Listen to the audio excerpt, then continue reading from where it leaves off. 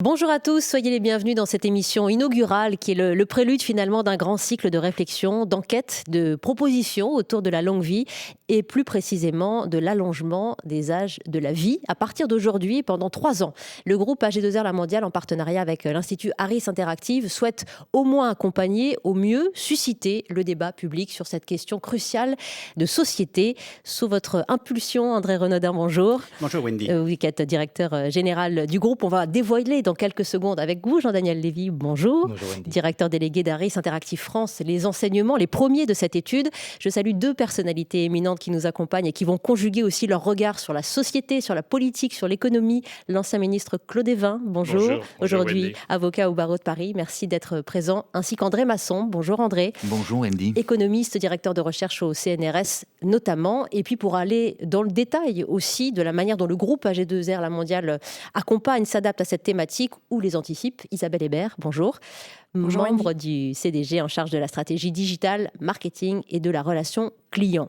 Alors André Renaudin, je salue tous ceux qui nous suivent ici en direct sur la plateforme France Info et AG2R. Si je vous dis d'abord longue vie, à quoi pensez-vous et qu'attendez-vous surtout de ce cycle de débat que vous inaugurez aujourd'hui ? Bien, bonjour à toutes et à tous. La longue vie, c'est d'abord l'extraordinaire augmentation de l'espérance de la vie humaine et à tous les âges. Espérance de vie à la naissance et espérance de vie à tous les âges. Avec un allongement de toutes les phases de la vie et cette augmentation extraordinaire de l'espérance de vie va certainement révolutionner l'humanité du XXIe siècle. Parce que cette augmentation, cet accroissement de l'espérance de vie concerne en fait tous les âges de la vie. Il y a presque une dilatation de tous les âges, le temps des études, le temps de la vie active, le temps de la retraite, qui ça certainement en 2 phases, la retraite en bonne santé, puis le grand âge. Et donc tout ceci évidemment challenge notre modèle de protection sociale. Il faudra imaginer ce que seront les solidarités au XXIe siècle entre solidarité nationale, solidarité professionnelle et puis responsabilité individuelle au moment où chacun devra se former plus longtemps, les études durent plus longtemps, la vie active dure plus longtemps également avec des formations tout au long de la vie, parfois des aléas de carrière, des changements de carrière et puis une période de retraite très très longue désormais. Et donc il faut s'y préparer collectivement, c'est un sujet d'ampleur nationale bien entendu et pas seulement en France, il faut se préparer à cette vie plus longue. Et nous sommes bien là sur la longue vie dans les critères fondateurs à la fois de la mondiale en 1905 et d'AGRR à l'époque, l'Association générale de retraite par répartition, AG2R aujourd'hui, en 1945. C'est vraiment notre raison d'être, c'est au cœur de nos préoccupations et c'est pour cette raison que AG2R La Mondiale a pris cette initiative. Dispositif exceptionnel, on va le rappeler régulièrement, avec un partenariat média d'ampleur, avec des études que vous qualifierez vous-même, Jean-Daniel Lévy, d'ampleur, car elles vont suivre justement les différents cycles de la vie pour entrer dans le débat public. Toutes ces études étaient sous embargo jusqu'à l'heure où nous parlons. Vous allez pouvoir nous les révéler maintenant. La longue vie, votre raison d'être, André Renaudin, dans cette prospective entre solidarité et responsabilité individuelle et collective. Nous allons vous détailler maintenant cette enquête. 10h03. Avec l'allongement de tous les âges de la vie, Jean-Daniel Lévy, cette réflexion que vous accompagnez sur un échantillon de combien de Français, vous nous rappelez d'abord ? Un peu plus de 7000 Français. Qui est beaucoup. Oui, qui est beaucoup. En général, les enquêtes que l'on réalise sont menées auprès de 1000 Français. Là, l'idée, c'est de pouvoir aller un peu plus loin que les simples constats que l'on peut avoir auprès de l'ensemble de la population française. Et justement, pouvoir entrer dans le détail de la manière dont les individus, en fonction de leur parcours, en fonction de leurs accidents de vie, en fonction de leur génération, en fonction de leur caractérisation sociale, peuvent être de nature à pouvoir véhiculer des représentations, des comportements qui sont identiques ou différents de l'ensemble de la population française. Donc, dispositif d'ampleur à ce niveau-là. Oui. Dispositif d'ampleur parce qu'il va y avoir 12 enquêtes au total qui vont être réalisées au cours de ces 3 prochaines années. Et puis également, dispositif d'ampleur parce qu'on va être amené de temps en temps de pouvoir faire ce qu'on appelle des focus, c'est-à-dire interroger soit de manière qualitative des populations pendant 2 heures, 3 heures, soit éventuellement des populations plus saillantes sur lesquelles on sera amené à l'avenir à jeter la focale. Alors en attendant, sur ces 7000 Français, si on fait un panorama, sont-ils conscients de cet allongement que commençait de décrire André Renaudin, l'allongement des âges de la vie? Déjà, et c'est une bonne chose, oui, ils en sont conscients. Donc on parle d'un sujet qui est un vrai sujet de société, qui n'est pas uniquement un sujet qui aurait pu nous animer, en fait, d'experts, mais qui, globalement, font que lorsqu'on interroge nos compatriotes, et quand on les interroge justement sur les différents âges de la vie, avec la perception d'essayer de voir si on a le sentiment que ces âges sont plutôt allongés, réduits ou globalement n'ont pas changé, d'une manière générale, et on le voit derrière vous, que ce soit l'adolescence, que ce soit la vie active, que ce soit la retraite, ou que ce soit encore le 4e âge, il y a à chaque fois un constat qui est un constat partagé, que oui, il y a un allongement. Donc il n'y a pas un temps de vie qui s'allongerait au détriment des autres, c'est à chaque fois l'allongement de tous les temps de la vie. Et ce jugement est un jugement, on va le voir juste après, partagé par l'ensemble des générations, sur le slide suivant, avec les Français, quel que soit leur âge. Vous savez, parfois on parle de population ou d'une France qui serait une France fracturée. Une France, en fait, qui ferait que, selon notamment son âge, notamment sa génération, on pourrait porter des regards qui seraient des regards différents. Et un des enseignements de cette enquête, c'est que ces fractures qui existent parfois ne se retrouvent pas, en tout cas, dans ce constat préalable, qui est un constat où, globalement, oui, il y a l'allongement des différents temps de la vie. On va peut-être également le voir par la suite à travers la slide suivante, que lorsqu'on les interroge de manière un peu plus détaillée, concernant par exemple l'allongement de l'espérance de vie, est-ce que ça apparaît comme étant une bonne chose ou une mauvaise chose? La réponse est oui, de manière extrêmement manifeste. Donc il y aurait pu avoir un constat qui amènerait à dire que globalement, oui, il y a l'allongement des différents temps de la vie, mais qu'au final, ceci n'apparaîtrait pas comme étant une bonne chose, ou serait apporté ou en fait considéré comme étant avec un jugement plutôt critique. Donc c'est en général une bonne chose, ça veut dire que c'est une chance, où il y a un aspect contraignant qui est perçu quand même dans votre échantillonnage? Là, pour l'instant, ce n'est pas vraiment d'aspect contraignant. On y reviendra tout à l'heure sur d'autres aspects, mais en tout cas, d'un point de vue global, l'appréciation initiale est plutôt une appréciation positive, que ce soit concernant l'allongement de l'espérance de vie, que ce soit également, on va le voir, concernant l'allongement de la période de retraite, 85% des Français qui le disent. C'est un chiffre qui est un chiffre important parce qu'en fait, il y a quelques années, enfin on va dire cela, une trentaine, une quarantaine d'années, la retraite n'était pas forcément vécue de manière extrêmement positive. Était vue en fait comme étant un moment de déclassement social, de moindre implication et d'une certaine forme de perte d'identité. Là, d'un point de vue global, on peut voir qu'on est face à une immense majorité de Français, là encore une fois, quel que soit leur âge, qui vont dire que concernant la période de retraite et le fait que cette période s'allonge apparaît comme étant une bonne chose. C'est vrai pour la retraite, c'est vrai également concernant la période qui précède la vie active. C'est le moment où vous voyez où on est étudiant, où on est en recherche d'activité professionnelle. Et là aussi, la perception que le fait que cette période s'allonge, c'est-à-dire qu'on va entrer plus tard, et on le sait, soit dans l'insertion professionnelle à proprement parler, soit dans une vie active complète, que celle-ci apparaît comme étant, là aussi, cet allongement, plutôt une bonne chose. La volonté également de ne pas toujours quitter immédiatement le foyer familial ou d'entrer tout de suite dans la vie active est un peu moins vrai aujourd'hui que par le passé. Très bien.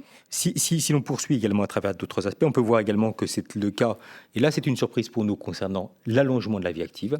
Vous savez qu'il y a parfois des critiques qui sont émises en disant qu'on est face à des Français qui sont critiques à l'égard du travail, qui ont envie de quitter le plus vite possible le monde du travail, avec des jeunes qui donnent le sentiment de vouloir moins s'impliquer que les générations précédentes à l'égard de la vie active.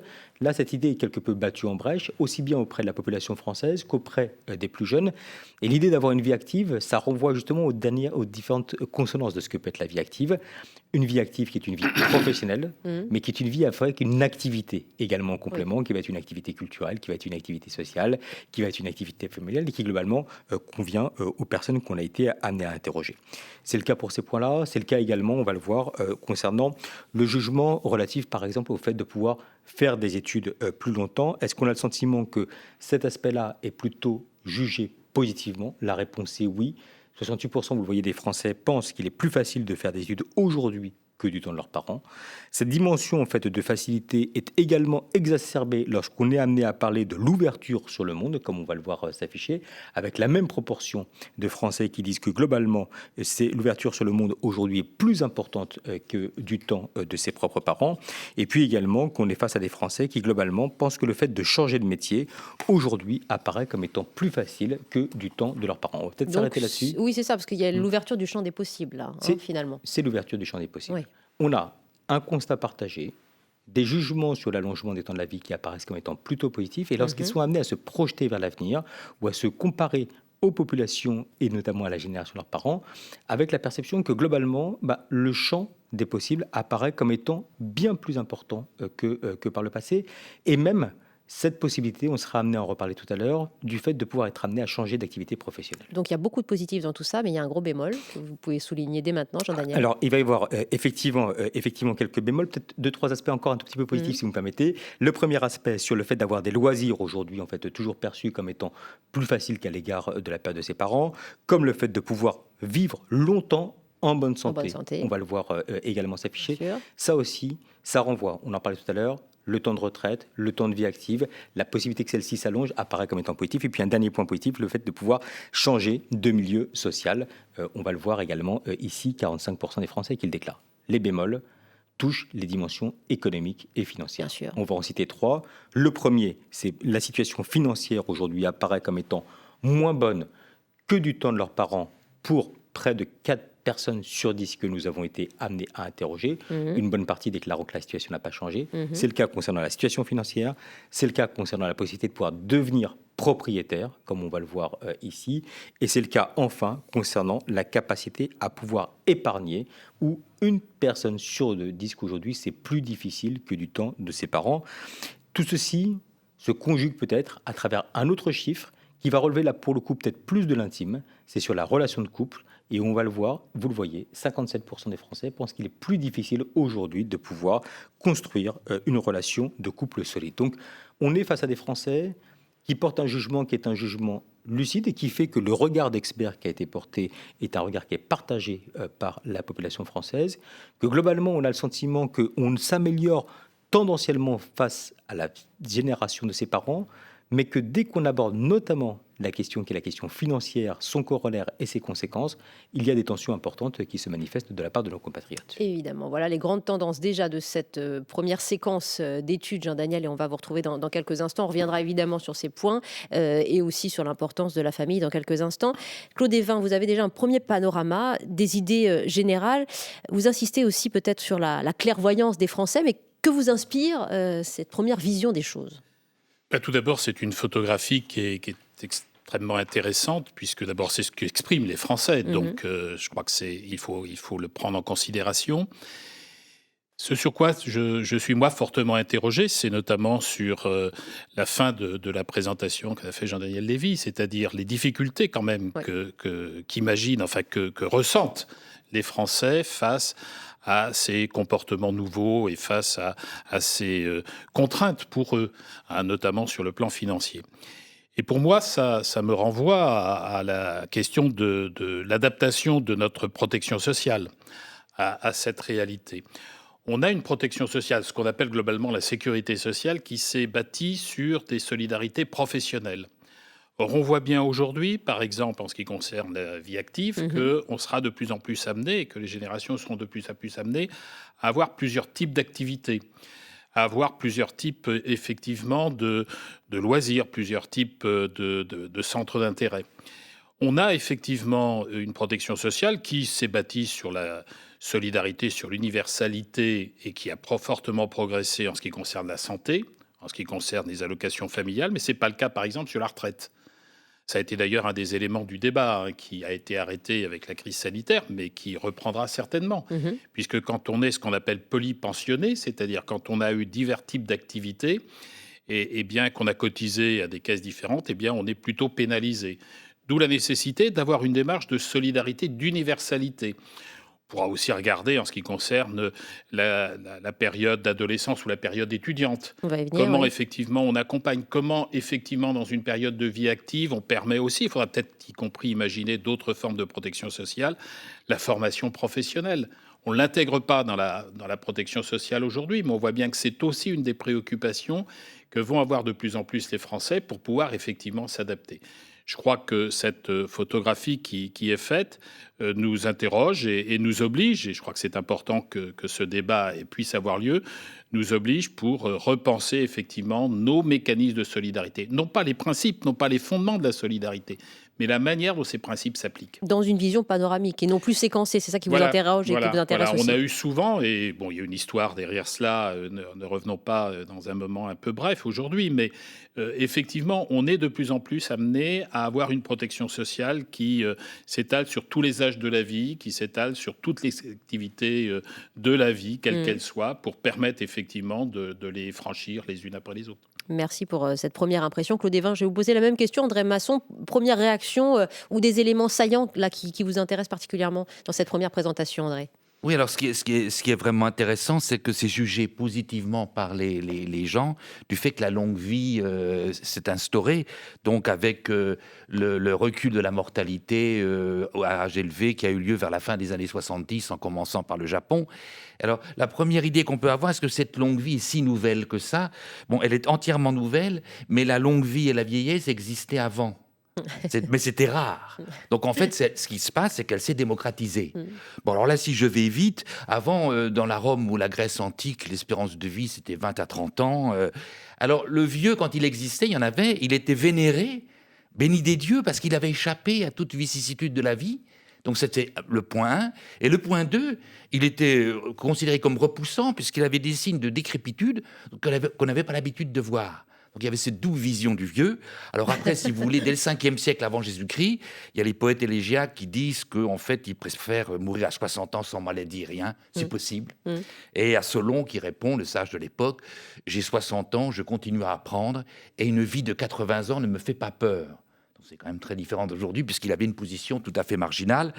Je passe sur le fait que des statistiques dès l'époque de Pline l'Ancien montrent qu'il a fait sur les gens de plus de 95 ans, montrent que les femmes vivaient plus longtemps que les hommes, ce qui était donc une contradiction totale par rapport à Aristote, pour lequel les hommes avaient une énergie supérieure et vivaient donc plus longtemps. Donc c'est un premier fait statistique donc, de Pline l'Ancien. Qu'est-ce qui se passait à l'époque? Bien, on pouvait vivre longtemps, mais il fallait aller vite. L'empereur Auguste a régné pendant plus de 40 ans. Mais enfin, dès 21 ans, avec le triumviral, avec Marc-Antoine et Lépide, il est déjà en tête, il a déjà tout le pouvoir. Et puis après, ça vient. Mais donc, il fallait aller vite. Maintenant, ce qui est dit dans l'étude, c'est qu'on a le temps. J'adore. Vous avez vu où il nous entraîne, André Masson, quand même.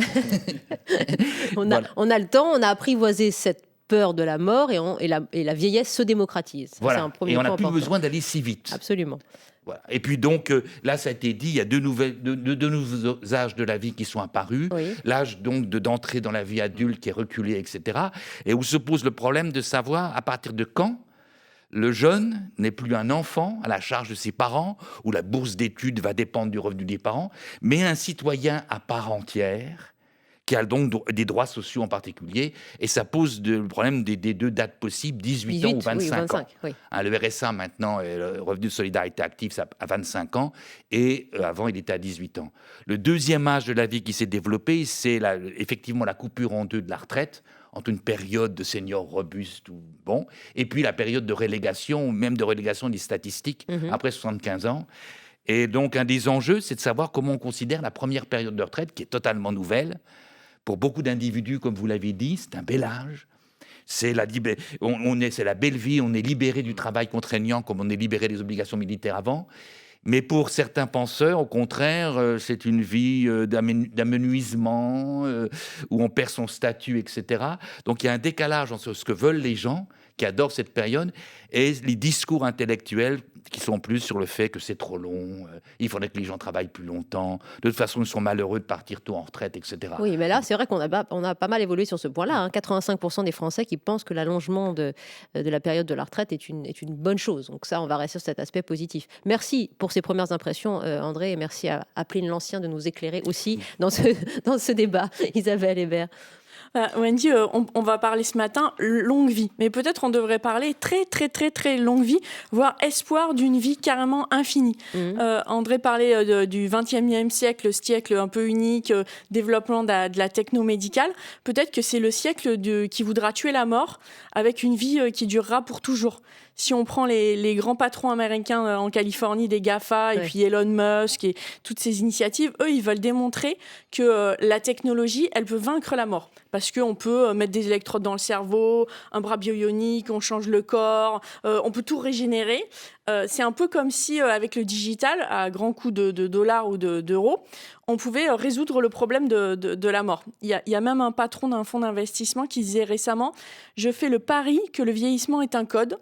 comme un code informatique, un code qu'il suffit de pirater et de craquer. Donc, cybersécurité sur le corps. En tout cas, il y a une chose qui est sûre pour nous, les assureurs, c'est que si on peut tuer la mort par les technos médicales, nous, on ne sait pas trop comment on va continuer à faire nos calculs et on sait encore moins comment on va payer. Et peut-être que les ultra riches de Californie, ils pourront avoir une ultra longue vie. Mais je ne suis pas sûre que ça sera vrai pour tout le monde. Et en plus, je ne suis même pas sûre qu'ils seront ultra heureux. C'est-à-dire qu'on se trompe peut-être un peu aussi de débat avec celui-ci, Claude Évin. Plus partir. Enfin, c'est intéressant sans doute, mais je crois qu'en effet, il faut qu'on retombe dans la réalité. Et la réalité, c'est celle qui était exprimée tout à l'heure. C'est-à-dire qu'il va falloir effectivement qu'on puisse être réactif, qu'on puisse accompagner ces nouveaux âges de la vie d'une certaine manière. Alors, ils ne sont pas nouveaux parce qu'il y a toujours eu de l'adolescence, de la jeunesse, de l'activité professionnelle, de la retraite. Sans doute de plus en plus, effectivement, ce quatrième âge avec la question de la perte d'autonomie, qui est en fait encore un sujet de société et un sujet de financement aujourd'hui. Mais on voit bien que sur chacun de ces moments qui vont se poser de manière effectivement différente des situations que nous avons connues jusqu'à maintenant, il va falloir qu'on puisse effectivement permettre que le jeune reste peut-être plus longtemps dans une période d'apprentissage. Et donc, comment est-ce qu'on va l'accompagner ? Question financière, en effet, est posée. L'activité professionnelle, comment on va changer d'activité professionnelle, comment on va accompagner. J'évoquais tout à l'heure dans mon intervention un certain nombre d'éléments de la protection sociale. La question de la prestation chômage aussi, par exemple, est posée. Comment on accompagne effectivement des périodes de non-travail, avec sans doute l'obligation de formation pendant cette période, ou en tous les cas l'intérêt de proposer une formation pendant cette période. Voilà comment pendant la retraite, on peut effectivement permettre d'avoir des activités différentes ou des loisirs, etc. Enfin, tous ces moments qui sont beaucoup plus longs nous posent des questions nouvelles. Et je crois qu'il faut qu'on garde, j'insiste beaucoup sur ce point, les principes de la solidarité, car les Français y sont naturellement attachés. Par contre, il faut qu'on travaille, il faut qu'on débatte, il faut qu'on ait effectivement une conscience de la nécessité, effectivement, de l'application nouvelle de ces principes de solidarité à ces situations nouvelles que connaissent nos concitoyens. D'où ce grand débat public que vous incitez aussi à tenir, André Renaudin. Vous allez, dans un instant, André Masson, peut-être relativiser la notion même de l'allongement de la longue vie qui paraît comme ça toute tracée. André, voilà, vous avez écouté de premiers échanges. Votre première réaction peut-être Ma première réaction, c'est que cette enquête est remarquable. Et les premières interventions, je crois, en témoignent très, très largement. Alors, de la présentation de Jean-Daniel Lévy, je vais retenir en majeur tous les critères positifs. 91% de nos concitoyens qui jugent une bonne chose l'allongement de la durée de la vie humaine, c'est extraordinaire. Et il faut s'en réjouir. Alors, j'ai bien noté les questionnements ponctuels qui ont été soulevés, mais je suis un optimiste de long terme. Je vois une preuve de confiance de nos concitoyens dans notre pays, dans son avenir, dans la jeunesse, etc. Donc, je vais prendre tous ces éléments positifs. Alors, il y a probablement une raison. Il y a certainement beaucoup de raisons à cela, mais l'une, c'est que notre système de protection sociale sur le socle des ordonnances qui l'ont créé en 1945 est un formidable succès. Je vois cette raison et il joue effectivement pleinement son rôle. On l'a encore vu pendant la pandémie. Et je n'ai donné qu'un critère pour ne pas être trop long. Le niveau de vie des retraités est aujourd'hui de 110% du niveau de vie de la population en général. Formidable succès de notre système de retraite et de protection sociale en général. Alors, deux points d'attention, simplement, c'est l'équilibre financier que Claude Évin vient évoquer, quelle solidarité entre toutes les générations. Et le deuxième grand sujet, c'est la vie en bonne santé, à tous les âges de la vie et notamment au grand âge. Voilà quelques éclairages que je pouvais donner. Merci André, qui nous permettent de rebondir sur une réalité. Elle est américaine, André Masson, et elle nous interroge justement sur cette projection de l'allongement de la vie. Elle n'est pas forcément acquise partout, y compris dans la première puissance mondiale. Ce que disait Isabelle n'est pas forcément acquise, elle n'est pas forcément acquise pour tous. Oui. Donc l'exemple qui est donné, c'est d'un prix Nobel d'économie, Angus Deaton, sur Death of Despair, donc la mort de désespoir en français. Et il montre que l'espérance de vie aux États-Unis a diminué parce qu'elle a diminué seulement au sein d'un groupe qui sont les Blancs non hispaniques, non diplômés, qui n'ont pas de master. Et il parle de mort de désespoir, donc c'est le suicide, l'overdose de drogue, l'overdose de médicaments, les opiacés, et puis les maladies liées à l'alcool. Et il attribue ça à l'effet de stagnation du salaire sur le long terme, aux emplois dégradants et mal payés, et peut-être aussi au déclin du mariage, de la religion, de la famille, de la communauté. Et ce qui est intéressant, je vais vite, il a relu le suicide de Durkheim. Il dit, mais comment Durkheim a trouvé tout ça ? Alors qu'il n'avait pas les données, c'est ce qu'on obtient. Le désespoir monte et le risque de mort par désespoir augmente quand la société n'offre pas à certains le cadre voulu pour qu'ils peuvent mener à bien une vie digne et riche de sens. Donc là, il reprend. Et donc, si vous voulez, pour lui, c'est l'origine du populisme, de Trump et des votes républicains pour les gens qui ne croient plus en l'État, l'impression qu'on va donner l'argent à des gens pas comme eux, des Afro-Américains, des minorités. Mais vous avez cette diminution de l'espérance de vie depuis les années 2000 de ce groupe, alors que tous les autres groupes aux États-Unis continuent à avoir l'espérance de vie qui augmente et croire que leurs enfants feront mieux qu'eux, ce qui n'est pas du tout le cas de ce groupe des Blancs non hispaniques, non diplômés. Ah bah, c'est intéressant, hein. D'où le combat aussi des politiques globales, publiques, d'accompagnement, quoi. Donc rien n'est acquis. Rien n'est acquis. Et puis deuxièmement, il y a quand même une inégalité, je vais très vite, en France, chez les hommes, si on prend les 20 de revenus, c'est-à-dire qu'on groupe les gens en 20 groupes sur le niveau de revenus, Oui. il y a un écart de 13 ans entre le 20 du bas et le 20 du haut. C'est moins important chez les femmes. Mais il y a quand même des différences d'espérance de vie qui restent importantes. Donc, qui va prendre le tapis roulant de la vie éternelle et de la vieillesse considérée comme une maladie honteuse? Pas tout le monde. Bien, merci de nous faire réfléchir aussi au cœur de cette première édition liée à la longue vie, ce grand cycle dans lequel s'engage dans sa réflexion AG2R et dans ses modalités d'application, évidemment, l'allongement de tous les âges de la vie, qui nous conduit à parler désormais, Jean-Daniel Lévy, des défis personnels que cela engendre, des défis de société, évidemment, qui sont conditionnés par cette question, et le rôle, la place des groupes de protection sociale. Il ressort de l'étude, Jean-Daniel, que l'allongement de la vie étudiante et active est une chance à saisir, par exemple, mais la société est-elle bien préparée, assez préparée ? Déjà, on va peut-être faire 3 points de constat. Oui. Le premier aspect de point de constat, lorsqu'on interroge justement les Français sur le fait qu'il y ait un accès plus important aux études supérieures de la part de la jeunesse, on a parlé d'abord de démocratisation, puis de massification. Est-ce que ça apparaît globalement comme étant une bonne chose ? C'est une bonne chose pour près de 90% des personnes qu'on a interrogées. Ce chiffre est important. Il est encore plus important, on va le voir à travers le tableau suivant, lorsqu'il s'agit en fait de la possibilité de pouvoir se réorienter pendant toute la durée des études. Et je pense que c'est un des aspects qui est essentiel, l'idée de se dire que tout n'est pas figé et qu'on n'a pas un plan de carrière, un plan d'enseignement ou un plan d'éducation qui est fixé quasiment dès la jeunesse et qui ferait que naturellement ça arriverait jusqu'à la retraite et que même dans des moments qui peuvent être des moments singuliers comme la période des études, il peut y avoir des bifurcations. Et puis le troisième aspect, on va le voir également s'afficher, la possibilité de pouvoir se réorienter d'un point de vue professionnel.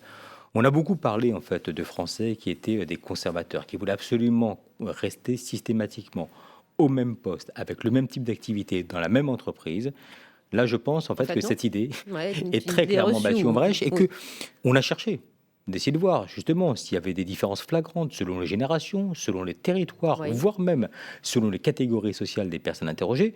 La réponse est non, et avec un chiffre qui est un chiffre aussi net, c'est vrai que c'est difficile de pouvoir trouver des nuances. Alors, le point saillant, ou en tout cas un des points saillants de cette étude, c'est les tensions qui peuvent exister dans la société française. Et peut-être parfois avec des Français qui individuellement sont plus en avance de la manière dont ils peuvent considérer l'ensemble de la société française. On va prendre 2 exemples. Le premier exemple concerne le fait qu'il puisse y avoir un accès d'un plus grand nombre aux études supérieures. Vous le voyez, 89% des Français disent oui, c'est une bonne chose.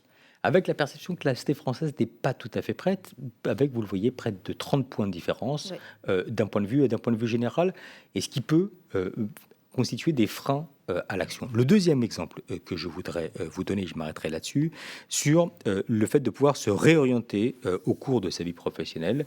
92% des Français disent oui, que c'est une bonne chose. On tombe à 61% pour la perception à l'égard de la société française. Donc on a peut-être également un discours général qui ne vient pas complètement accompagner ça. Il n'y a pas non plus un état d'esprit qui est relayé, qui serait le reflet réel de la société et non pas forcément cette représentation imagée de ce que peut être la société française. Et on sait qu'on se met quand même plus facilement en mouvement lorsqu'on a le sentiment qu'on est porté. On nous accompagne, voilà, et que ces freins sont perçus d'un point de vue général de la part de nos compatriotes. Comment vous l'expliquez ça, Claude Évin, cette impréparation ou cette double vision des choses? D'abord, moi je crois que les chiffres, ils nous posent question. parce qu'on voit bien qu'il y a ce décalage que Jean-Daniel Lévy vient de présenter, et moi j'insiste beaucoup sur ce décalage qu'il vient d'exprimer, y compris avec des chiffres, entre l'aspiration des Français et la perception qu'ils ont que cette aspiration qui est leur désir, eh bien, ils ne sont pas certains de pouvoir y accéder, puisqu'ils ont le sentiment que la société ne les prépare pas à pouvoir effectivement atteindre cet objectif, atteindre ce désir. Et ça doit nous interroger tous au niveau de la société, ça doit interroger les différents responsables. Je crois effectivement que, André Masson le disait tout à l'heure, comment on peut donner du sens ? Parce qu'effectivement, quand on regarde vers l'avenir, si on ne sait pas très bien comment on va pouvoir effectivement accéder à cet objectif dont on a envie, que l'on ressent, on n'est pas très motivé et effectivement, ce sera beaucoup plus difficile de l'avoir et de le mettre en œuvre. Et donc, comment on peut redonner du sens ? D'abord, je crois que la prise de conscience et le débat qui est organisé par AG2R La Mondiale doit y contribuer, et d'autres débats sans doute dans le débat public, y compris dans le débat politique d'ailleurs, face à des prochaines échéances démocratiques, devraient nous permettre d'avoir effectivement cette réflexion. C'est-à-dire comment on donne du sens, comment on donne de l'espoir, comment effectivement cette aspiration qu'expriment nos concitoyens, on leur permet effectivement d'y accéder. Il y a des points de repère qu'il va falloir identifier. On peut sans doute, on va sans doute y revenir d'ailleurs à partir de cette étude, qui sont effectivement nos institutions, qui sont effectivement la confiance que l'on peut avoir dans tel ou tel mode de fonctionnement.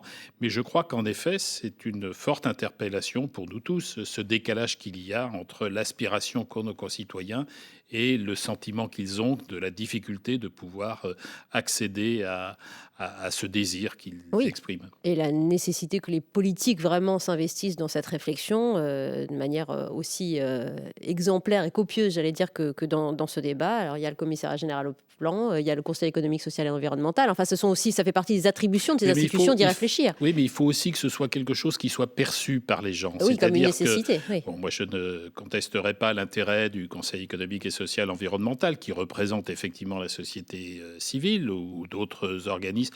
Mais il faut vraiment que ce soit des éléments de débat. C'est-à-dire que cette prise de conscience et cette image, cette photographie qui nous a été présentée tout à l'heure, il faut qu'elle puisse effectivement faire débat dans la société, que l'on puisse s'adresser à chacune et à chacun de nos concitoyens pour qu'effectivement ils puissent se sentir effectivement concernés.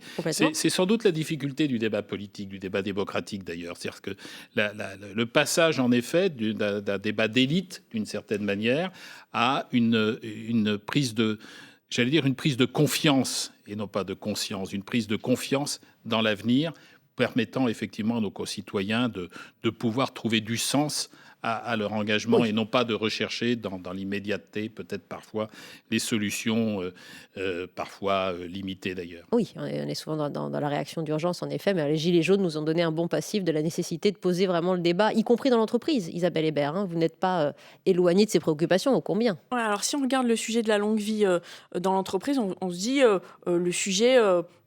il se passe pas dans l'entreprise. La longue vie, c'est avant l'entreprise, les études qui s'allongent, et c'est après l'entreprise avec le 3e âge, le 4e âge, le temps de carrière qui d'ailleurs pour plein de raisons peut être un peu plus réduit parce que départ anticipé, parce que arriver dans l'entreprise plus tard. Donc si on regarde pour l'entreprise, la longue vie, impact 0.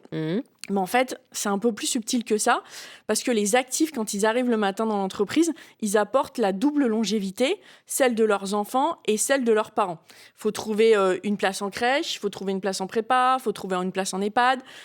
C'est du stress, c'est du temps passé, c'est du coût. Et en fait, les salariés, quand ils arrivent et qu'ils poussent la porte de l'entreprise, ils arrivent avec le sac à dos de ce qui s'est passé quand même à la maison. Et ils sont la génération sandwich. Ça impacte nécessairement leur productivité avec de l'absentéisme, quand ils doivent gérer tous les impacts de cet allongement, et aussi avec du présentéisme, c'est une prise de conscience des DRH. Je suis là, mais je suis préoccupée par autre chose, et donc je ne suis pas pleinement au travail. Donc l'équation, c'est vraiment la santé familiale, impacte la santé du salarié et la santé du salarié impacte la santé de l'entreprise. Et donc les DRH, comment se positionnent-ils sur le sujet, typiquement quand vous analysez les situations chez vos clients, Isabelle ? Alors, pendant longtemps, on va dire, les DRH disaient non, mais ça, c'est pas mon problème. Il y a l'État-providence. Moi, je veux pas faire l'entreprise-providence. Je paye déjà pour suffisamment de choses. Mais de plus en plus, nous, on le voit dans les discussions qu'on a avec nos clients, ça devient un sujet incontournable parce qu'ils réalisent que ça impacte la production et la productivité de leur entreprise. Les négociateurs de branches professionnelles nous en parlent. Les DRH d'entreprises de luxe comme d'entreprises de grande distribution nous disent mais qu'est-ce que vous pouvez faire pour nous aider ? Et donc, qu'est-ce qu'on peut faire pour les aider ? On peut négocier des accords avec des crèches, on peut proposer un accompagnement pour les enfants des salariés en phase de préfiguration de leurs études. On fait ça dans le groupe au sein de Via Santé. On peut proposer accès à des résidences-services seniors aux aînés des salariés. C'est ce qu'on fait avec Domitis. On peut aussi proposer des offres à la fois pour les salariés aidants et pour les DRH qui gèrent des salariés aidants, voire les collaborateurs qui travaillent avec des salariés aidants. Donc ça, c'est un programme aussi qu'on a lancé qui s'appelle Aux côtés des aidants. Et on peut aussi, peut-être, en complément de la politique gouvernementale autour du congé aidant, proposer des offres assurantielles complémentaires qui permettent de compléter le revenu en cas de situation d'aidant. Donc, on a tout un panel de solutions qu'on peut apporter à l'entreprise pour l'aider à faire face au sujet. Très bien, Isabelle Hébert. Je vais vous laisser dans un instant développer, André Renaudin, la vision aussi plus générale du groupe. Mais on s'arrête juste sur un indice important aussi dans votre étude de Jean-Daniel Lévy. Les coups durs dans la longue vie, justement, il y a aussi une lucidité de vos Français interrogés sur le sujet. Oui, et pas des petits coups durs. Lorsqu'on interroge en fait justement sur les difficultés qu'ont pu rencontrer nos compatriotes, que ce soit en termes de perte d'emploi, perte d'autonomie, emprunt, chômage, surendettement, le fait de devoir retourner chez ses parents lorsqu'on est jeune, des licenciements, la perte de logement ou encore la perte de protection sociale, on a 30% des Français, on va le voir s'afficher, et qui déclarent avoir rencontré souvent ou très souvent ce type de difficultés au cours des 10 dernières années. Donc là, déjà, quand vous allez dans la rue, 10 personnes, 3 qui déclarent « oui, j'ai déjà été confronté à ce plus que coup dur ». Premier aspect. Le deuxième aspect, c'est encore plus marqué de la part des jeunes, 43% des personnes qui sont âgées de moins de 35 ans et 45% de la part des personnes qui sont seules avec enfants. On voit enfin que de l'autre côté, un quart de la population française déclare avoir aidé plusieurs fois des personnes en difficulté au cours des 10 dernières années. Et c'est encore plus vrai, on parlait en fait des différences de genre, encore plus vrai de la part des femmes, notamment des femmes âgées de 50 ans et plus. Donc on a une société française qui rencontre, en dehors en fait de l'optimisme qu'on a pu identifier, en dehors du volontarisme, des situations qui, de part et d'autre, ont fait que soit on a dû être aidé, soit on a été amené à aider. Et l'actualité nous donne tous les jours des exemples sur la nécessité de la protection sociale, de la manière justement de la réorienter. André Renaudin, elle doit évoluer cette protection sociale. Quelle est votre vision sur ce sujet, justement? Mais Wendy, en fait, la protection sociale n'a jamais cessé d'évoluer. Et je dois dire, Claude Évin avait apporté sa pierre en son temps. Et je vais évoquer une loi éponyme qui est très connue dans l'assurance. Et donc, il n'y a pas de raison qu'elle ne continue pas d'évoluer, et notamment sous ces pressions démographiques. Au fond, si je pense que les besoins fondamentaux de protection sociale sont bien couverts dans notre pays, les aspirations de beaucoup de nos concitoyens, les problèmes que vient d'évoquer Jean-Daniel Lévy d'une partie de nos concitoyens montrent qu'il faut se préoccuper de toutes les branches de protection sociale, la maladie, la prévoyance, la retraite, même le décès dans certains cas. Et donc tous ces besoins, ces aspirations sont diversifiées et très très nombreuses. Je pense que c'est le sujet d'un monde en paix. Nous avons la chance d'être dans un pays en paix et avec un souci de bien vivre, de bonne santé de sa population, de la part des pouvoirs publics et d'aspiration de tous nos concitoyens. Alors, je vais prendre qu'un exemple de novation pendant la pandémie. L'assurance maladie, la sécurité sociale maladie, a reconnu les arrêts de travail pour garde d'enfants comme une maladie. C'est une innovation, mais qui correspondait à un besoin de la société, à un moment où le confinement généralisé s'imposait à tous. Alors, pour répondre à ces préoccupations, il faut bien sûr une vision d'ensemble. Vous évoquiez un séquencement ou un étagement de la protection sociale. Je vais vous donner ma vision de cette construction. Tout d'abord, il y a le niveau de solidarité d'État. Voilà, nous payons l'impôt pour que les plus démunis de nos concitoyens puissent vivre décemment. Je paye l'impôt pour cela. Ensuite, il y a les solidarités de sécurité sociale, qui sont contributives. Je cotise à la sécurité sociale et c'est un nouveau niveau de solidarité qui est de plus en plus large. Il faut bien le dire. J'aime bien dire que le régime général finira par être général, tout simplement.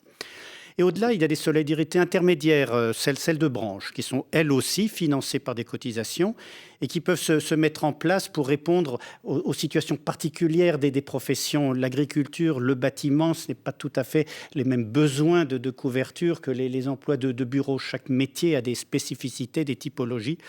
Et j'imagine volontiers des conventions de protection sociale ou de sécurité sociale. C'est ce que Dominique Libaud, ancien directeur de la sécurité sociale, avait imaginé, qui permettrait une meilleure prise en charge des actifs, tout simplement dans leur métier. Et enfin, au-delà, il y a les choix collectifs d'entreprise, comme l'évoquait Isabelle, ou des choix individuels de protection, parce qu'il n'y a pas de limite à la couverture des besoins de santé. Voilà cet étagement. Je ferai juste un commentaire d'ensemble. Je pense qu'il faudra repenser les solidarités intergénérationnelles. Actifs, retraités, avec l'allongement de la durée de la vie humaine et des dispersions des revenus et patrimoine. Je crois que c'est plus tout à fait comme en 1945. On est au cœur, en tout cas, vous nous le disiez, de la raison d'être du groupe. La démarche d'AG2R La Mondiale, si vous deviez, dans ce schéma, la résumer, André. Bien, la démarche d'AG2R La Mondiale en matière de protection sociale, c'est qu'au-delà de notre métier propre, de verser des prestations, de remboursement d'assurance maladie, de rente d'invalidité, de pension de retraite supplémentaire, c'est bien d'accompagner tous ces besoins. On a évoqué les familles éclatées, l'aide aux aidants, etc. Tout ceci, ce ne sont pas que des prestations monétaires. Ma conviction, c'est d'une part que l'État-providence ne peut pas s'adapter à toutes les situations professionnel, personnel. Il y a trop de cas particuliers. À lui, le socle, soit de solidarité nationale, soit de solidarité de sécurité sociale. Et donc, il faut bien des couvertures supplémentaires, comme je les décrivais. Et ma deuxième conviction, c'est que le service à la personne est le prolongement naturel de l'assurance de la personne.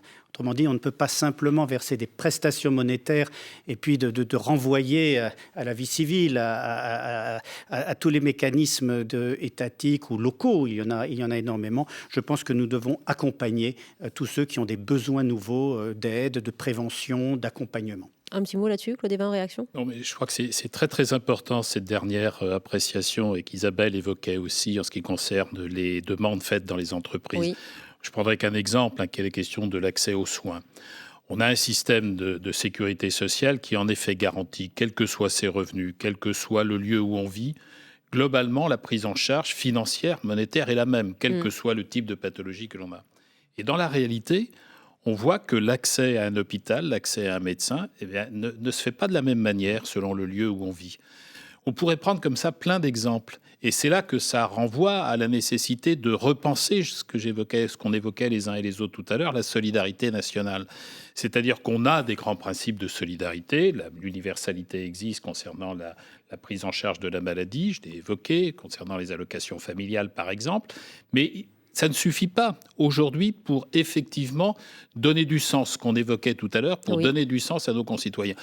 Vous avez évoqué les gilets jaunes, c'était très flagrant, c'était effectivement une forte expression, c'est-à-dire, moi j'ai pas la perception enfin pas moi, mais c'était ce qui s'exprimait, j'ai pas la perception, vous me dites qu'il y a des prestations qui existent, etc.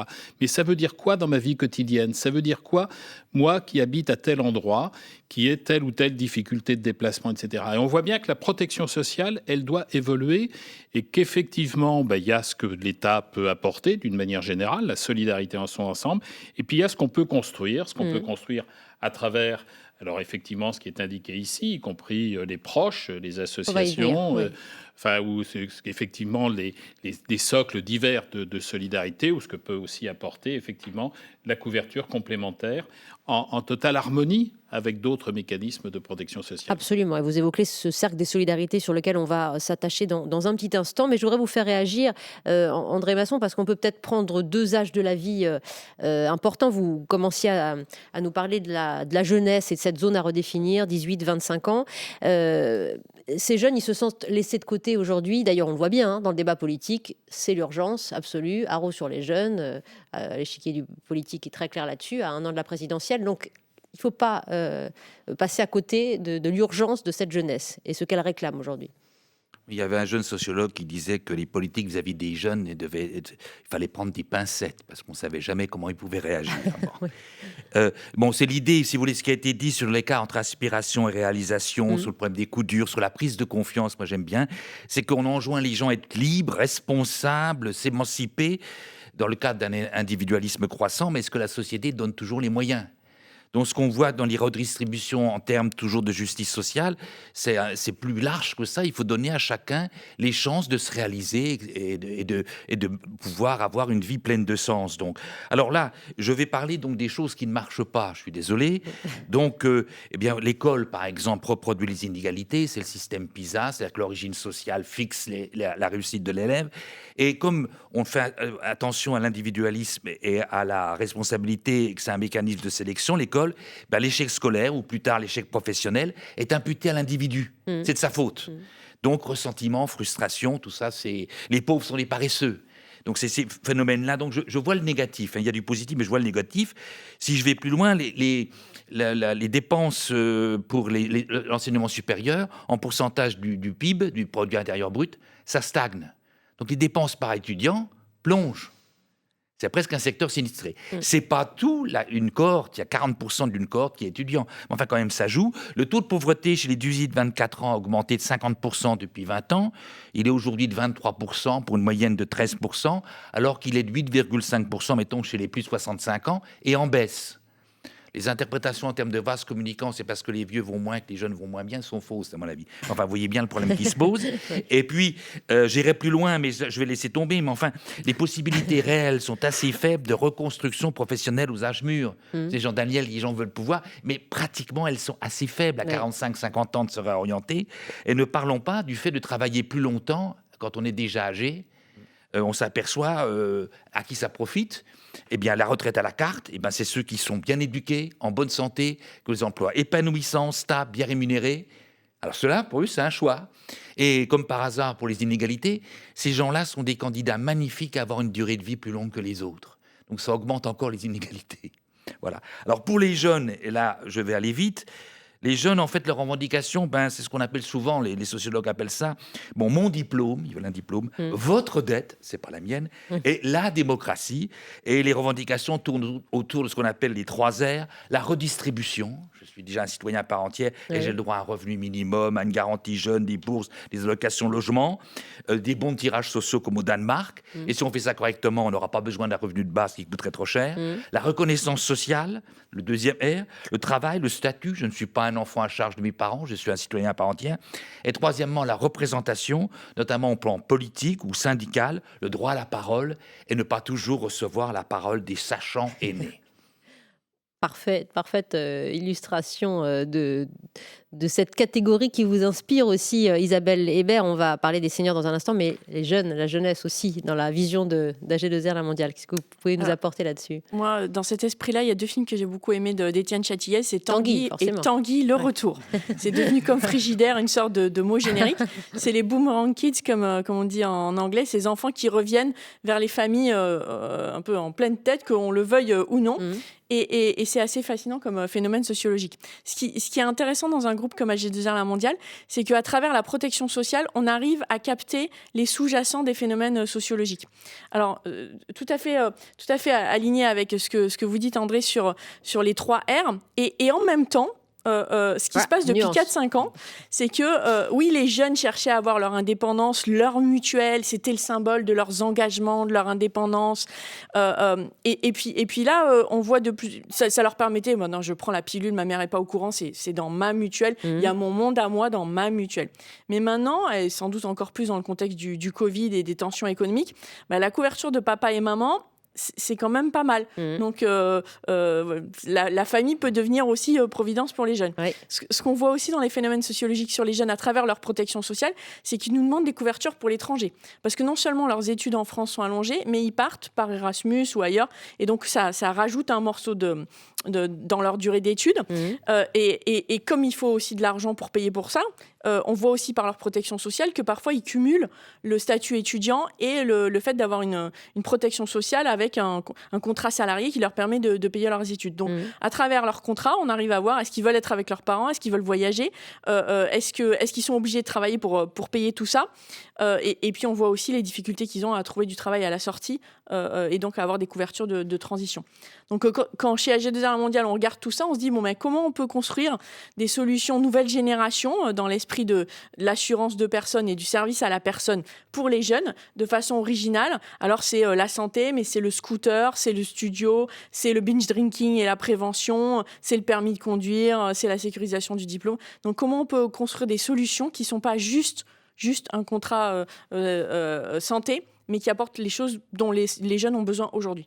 Merci beaucoup Isabelle Hébert. Je pense que ça peut vous inspirer, André Renaudin, sur la manière dont on repense la solidarité entre les générations, parce que vous commencez de le dire. En quelques mots. Oui, tout à fait. Au fond, je pars du constat très simple que la richesse d'un pays est produite par le monde du travail et donc par les actifs. Les actifs travaillent pour eux-mêmes, travaillent pour leurs enfants, travaillent pour les retraités.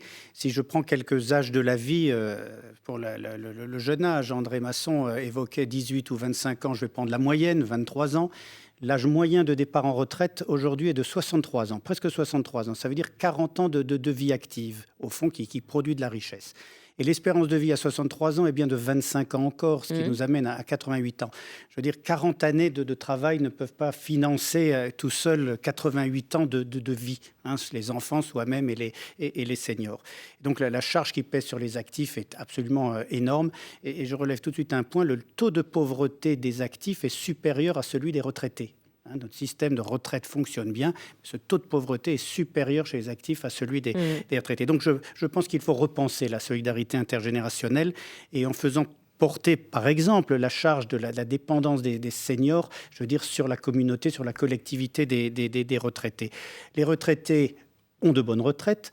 Les retraités détiennent le patrimoine parce que pour beaucoup, l'héritage se fait du 4e âge vers le 3e âge. Alors, je sais bien que je raisonne et les chiffres que je donne sont toujours en moyenne, mais je rappelle que j'ai dit que c'est la solidarité nationale par l'impôt qui doit aider les plus démunis. Donc, au pouvoir public de fixer ce curseur, d'aider des plus démunis. Mais au global, si je devais résumer ce que je veux dire, c'est actifs, nous cotisons pour nos retraites. Et retraités, nous prenons en charge le risque de dépendance, le risque de grand âge. Une autre façon de le dire au singulier, c'est actif, je cotise pour ma retraite, et retraité, je me prépare au risque de dépendance, parce que beaucoup est dans la préparation, dans la prévention, dans l'adaptation du logement, pas forcément un autre mécanisme. Et donc, on peut imaginer des solutions collectives, des solutions individuelles, adaptées à tous les cas. Tout cela étant fondé, et votre étude le montre clairement, Jean-Daniel Lévy, sur un nouveau cercle des solidarités qui est en train de se construire ou se reconstituer, dans lequel la famille tient une place essentielle. Une place essentielle, cela a été évoqué par Isabelle Hébert et par André Renaudin, et on le voit de manière très nette dans le cadre de notre enquête. Quand on demande parmi différents acteurs ceux qui contribuent le plus à la solidarité, vous voyez, la famille sort en première position devant les associations, les amis et enfin la sécurité sociale. Je pense que si on avait fait cette enquête dans d'autres pays, on aurait probablement eu en fait des résultats qui auraient été des résultats différents, avec un cercle familial qui n'aurait probablement pas été à ce niveau-là, et en plus avec une place de la solidarité nationale qui aurait été moins marquée. Et on sait que la France a un attachement très fort aux différents systèmes de solidarité sociale, dont la sécurité sociale est l'incarnation, et dont il y a forcément un espace pour que d'autres acteurs puissent également intervenir. Donc on voit bien que ce lien intergénérationnel d'un côté et ce lien de la société française de l'autre jouent assez fortement. Le deuxième aspect qui est important, c'est d'essayer de voir est-ce qu'on peut compter sur beaucoup de personnes ou pas lorsqu'on est confronté à un coup dur, et on peut reprendre par exemple les coups durs qu'on avait évoqués tout à l'heure. On va le voir s'afficher, 85% des Français déclarent pouvoir compter sur au moins une personne, et 93% pensent qu'on pourrait compter au moins, une personne de leur entourage qui pourrait compter sur eux. Donc on a ce regard qu'on peut porter de deux types d'approches. 15% des Français qui déclarent en fait qu'ils peuvent compter sur personne, et 85% qui malgré tout pensent qu'ils peuvent compter sur au moins une personne. Si on va un peu plus dans le détail, on va le voir sur le tableau suivant, c'est du monde mais pas tant que ça. Et ils peuvent se compter sur les doigts d'une main. Vous le voyez, 78% des Français disent qu'ils peuvent compter jusqu'à 5 personnes maximum, et on a sensiblement la même proportion qui porte le regard qui est un regard inverse. Donc on a des systèmes de solidarité, il y a des possibilités en fait qui sont perçues de la part des individus de pouvoir avoir des intermédiations, que ce soit à titre personnel ou à titre collectif, mais qui ne sont pas si nombreux que ça, les acteurs ou les nombres de personnes sur lesquelles on est amené à pouvoir compter ou escompter si jamais on rencontre un coup dur. Avant de reparler de la famille, peut-être une réaction, Claude Évin, sur la place de la sécurité sociale. 75% des sondés, c'est un acteur essentiel de cette solidarité, alors que 15% en effet de Français ne peuvent compter sur personne. Oui. Alors, ce qu'il faudrait d'ailleurs peut-être faire au niveau de l'analyse, c'est regarder ce que les Français entendent par sécurité sociale. Parce que dans l'esprit des gens, la sécurité sociale, c'est souvent la maladie, l'assurance maladie, ce qu'on appelle la sécu, quoi. C'est-à-dire quand je vais chez le médecin ou quand je suis hospitalisé. Or, la sécurité sociale, la protection sociale, c'est quand même tous les risques, enfin au moins les risques principaux, famille, retraite. Et je vous dis, vous êtes tout à l'heure, on aura besoin de plus en plus d'intégrer le chômage, qui n'est pas considéré officiellement comme étant la protection sociale, mais qui est pourtant une forme aussi de sécurité sociale.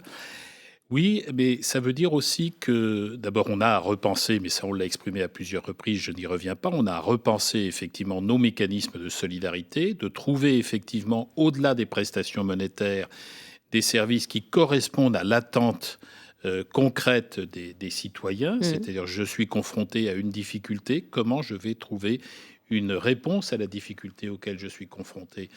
On évoquait tout à l'heure, je voudrais y revenir parce que c'est aussi un des éléments importants, la question du vieillissement et la question effectivement de la solidarité entre les retraités et le quatrième âge. C'est un sujet en débat. La perte d'autonomie, comment on va y répondre. Il y a besoin de prestations monétaires. Il y a aussi de plus en plus besoin de prestations de services parce que la prise en charge en institution ne s'impose pas nécessairement. Si on arrive à trouver d'autres modalités de prise en charge, en tous les cas, tout le monde ne souhaite pas être pris en charge en institution.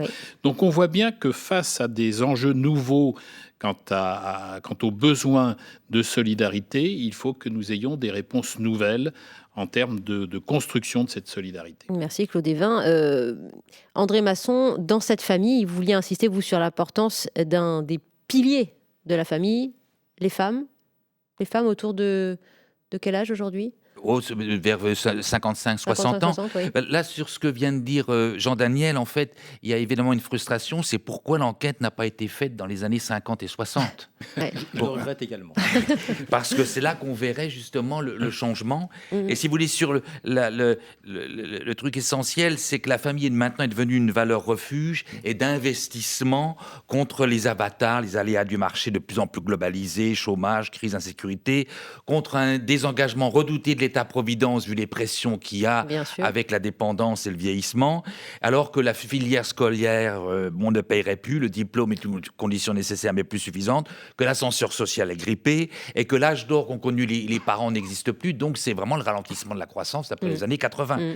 Donc, on est vraiment dans cette optique-là. Et donc, le paradoxe qui existe, si vous voulez, si on avait fait dans les années 50-60, c'est qu'à l'époque, les baby-boomers et tout, envoyaient promener leurs parents, mais la famille marchait bien, rendait les services voulus. Il y avait assez peu de vieux, on les prenait souvent à la maison. Ça, on a tous connu ça, en co-résidence, etc. Et la famille, on s'en moquait, mais elle faisait le boulot. Le paradoxe actuel, c'est que la famille, c'est de plus en plus une valeur refuge. C'est très important, en particulier, ça explique le changement sur les droits de succession, etc.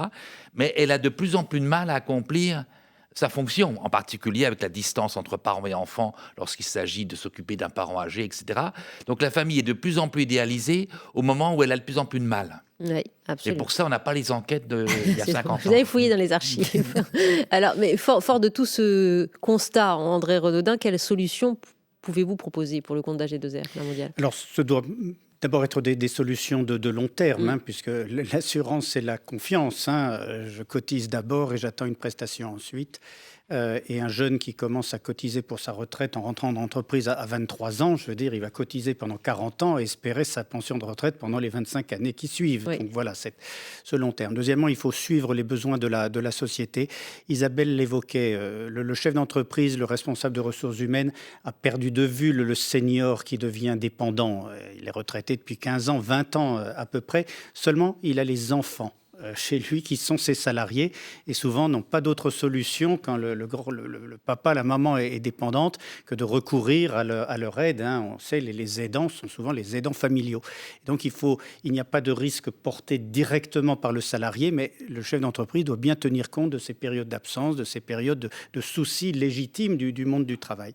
Donc, nous devons avoir une réflexion avec les branches professionnelles parce que ce sont elles qui savent exactement les besoins des entreprises, dialoguer avec elles et trouver les réponses les plus adaptées. Alors souvent, ces réponses ne seront pas, nous l'avons déjà évoqué, strictement assurantielles. Ce sont des mesures d'accompagnement. J'ai évoqué la garde d'enfants, l'aide aux aidants, tous les cas d'absence particuliers, liés aussi aux familles éclatées, au travail de nuit, à beaucoup de choses qui se généralisent. Il faut pouvoir y répondre et ça, ce sont des services additionnels. Ce sont des services de prévention, ce sont des services d'accompagnement, que ce soit à domicile ou dans le grand âge. Nous avons investi dans des résidences services seniors, nous accompagnons dans les EHPAD. Voilà, ce sont les besoins objectifs de notre société globalement vieillissante. On peut poursuivre un peu, Isabelle Hébert, sur ces services à la personne. Comment on peut être plus utile, encore dans le prolongement de ce que dit André ? Alors, je suis entièrement d'accord avec André. Comment est-ce qu'on peut être utile ou plus utile quand on est un groupe de protection sociale ? Surtout, comment on peut être au rendez-vous de cette longue vie. Et je pense que c'est effectivement en passant d'un modèle assurantiel pur, on va dire, à un modèle où il y a beaucoup plus de services. Dans le modèle assurantiel pur, on vend de l'argent. On vend une rente dépendance, une rente de décès, un contrat santé, un contrat prévoyance. Quand il se passe quelque chose, alors on fait un chèque. Donc ça, c'est une façon d'aider à la longue vie. Mais c'est peut-être pas ce que les Français, justement, veulent le plus. Eux, ils veulent peut-être de l'argent, mais ils veulent de l'information et une présence, et ils veulent une prestation en nature. Ils veulent trouver un logement pour leur étudiant quand il part faire ses études, trouver une résidence-service pour la grand-mère, trouver un répit pour le conjoint. Et donc, dans le monde d'aujourd'hui, un groupe de protection sociale, peut-être que son plus bel objectif, ça serait d'être une sorte de compagnon de vie, compagnon de longue vie, en qui on a confiance, qui est là, pour reprendre notre raison d'être, et qui nous aide. Et que, voilà, c'est peut-être ça, notre plus belle ambition, c'est d'être un compagnon de cette longue vie. C'est joli, beau credo. Merci Isabelle Hébert.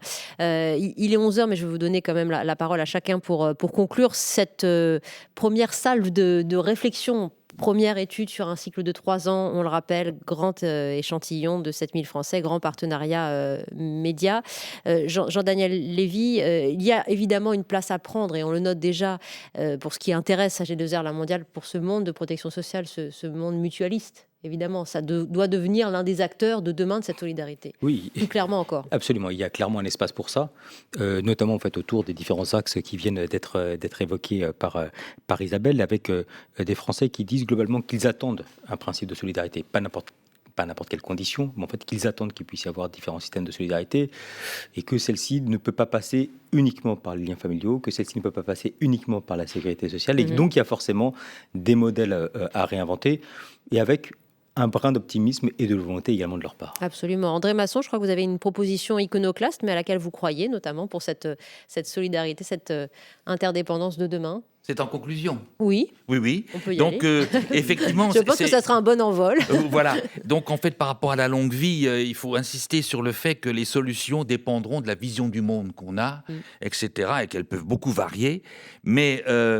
dans la ligne de ce que dit André Renaudin, je pense que, et vu ce qui se passe, vu comment les actifs sont quand même pressurisés pour le financement des retraites, pour lesquels ils ne peuvent rien, parce que c'est pas de leur faute s'il y a beaucoup de baby-boomers, si les baby-boomers sont partis tôt en retraite, si les baby-boomers ont fait peu d'enfants, pas tellement en France, mais en Italie, en Allemagne ou en Espagne.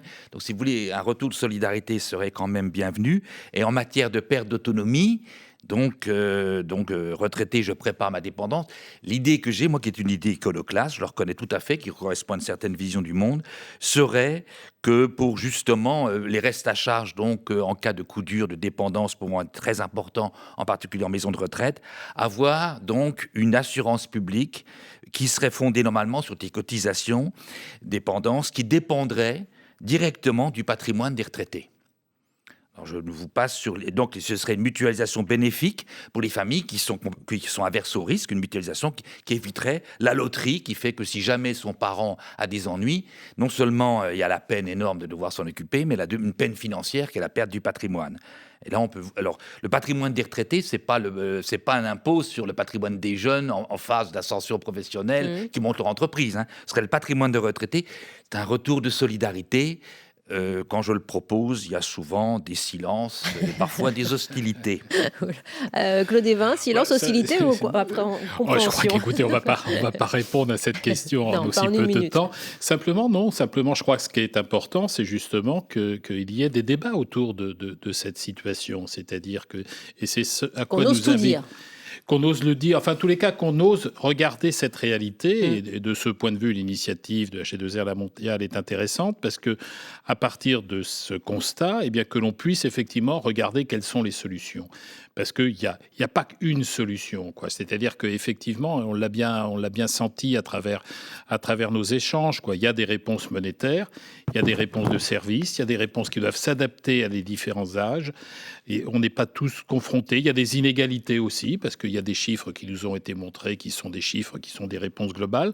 Mais on ne peut pas ignorer que tout le monde n'a pas le même accès à l'ensemble des solutions, et que d'autre part, il y a des inégalités sociales, professionnelles, etc., qui peuvent exister. C'est-à-dire comment on traite tout cela. Mais pour pouvoir effectivement trouver des solutions, je crois qu'effectivement, il faut qu'on regarde cette réalité, qu'on la porte dans le débat public. Ce n'est pas simplement dans une heure d'échange. L'initiative doit se poursuivre pendant un certain temps et je crois que c'est une bonne chose, effectivement. On va nommer André Masson président de la Convention citoyenne pour la longue vie, avec une première proposition. Cher André, je vous laisse le mot de la fin. Wendy, très simplement, j'aime mon métier, j'en sors renforcé par tout ce que nous avons entendu ce matin, tous les témoignages, l'enquête par Jean-Daniel Lévy, le témoignage de Claude Évin, d'Isabelle Hébert et d'André Masson. C'est un beau métier où nous avons une véritable écoute de tous nos concitoyens, individuels et collectifs, pour répondre aux besoins des aléas de la vie, pour bien les comprendre et trouver des solutions innovantes. Je n'y reviens pas. Notre ancienneté dans le monde de la protection sociale nous donne une véritable légitimité pour accompagner la protection sociale de demain. Et je le dis à mes collaborateurs, nos métiers de protection sociale sont des métiers d'avenir. Il faut continuer d'imaginer ce que sera la prévoyance, la protection sociale de demain, pour toutes les catégories de citoyens, pour toutes les situations socio-professionnelles, familiales, et tout ceci avec un juste équilibre de solidarité, de mutualisation, de solidarité. Et en un mot pour conclure, j'aime à dire la protection sociale, c'est à la fois la mutualisation de l'assurance de personnes, mais la solidarité en plus. André Renaudin, merci beaucoup de donner l'impulsion à ce grand cycle de conférences avec aujourd'hui Claude Évin. Merci Claude Évin, merci André Masson, merci. Isabelle Hébert pour H2R La Mondiale, Jean-Daniel Lévy qu'on retrouvera donc le 2 juillet. Vous pouvez prendre date, il sera 10h. Deuxième conférence assortie de votre étude Harris Interactive sur cette fois la nécessité, on va entrer dans le détail, de se former tout au long de la vie. Vous pouvez préparer vos questions parce qu'on ouvrira un chat, donc nous serons aussi dans l'échange à ce moment-là. Merci à vous tous pour votre présence à distance et à très bientôt. Merci à vous. Merci beaucoup, Wendy. Merci. Merci.